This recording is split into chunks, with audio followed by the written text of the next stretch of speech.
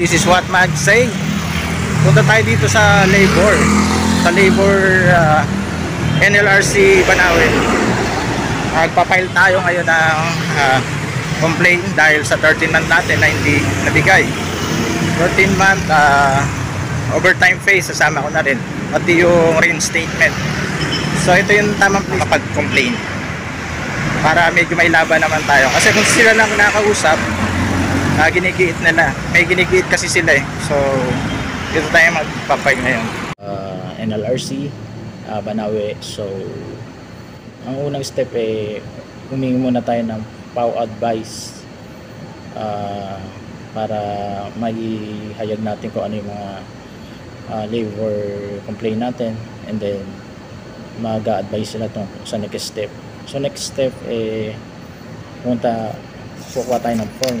So ito, kukuha tayo ng complaint form, ipipil up natin, and then isasubmit natin ulit para ma-check muna.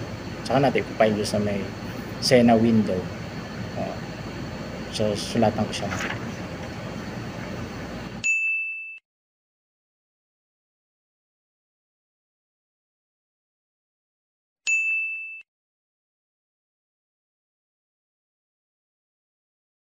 So yun lang po yung mga step by step ng pagpapile po ng labor complaint dito sa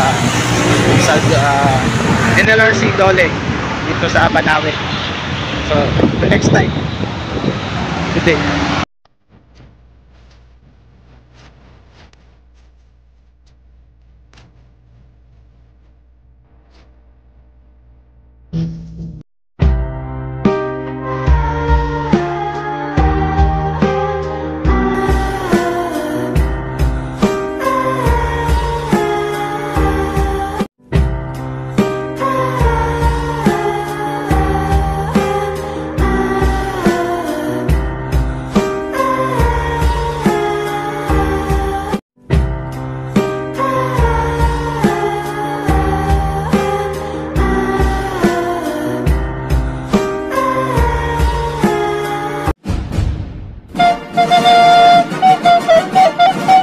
What's up, what man?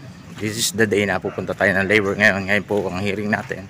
So abangan nyo po ang magiging resulta ng pagdulog natin sa labor department about sa case natin for illegal suspension and pagkuha natin ng money claim. So watch out. Dito na po tayo sa SENA office. So maghintay na lang tayo ng tawag ng schedule. Ano pa lang, hindi pa naman ito yung parang SENA single entry approach, or pag-uusap pa lang between dalawang panig. Okay, tala maaga pa wala pang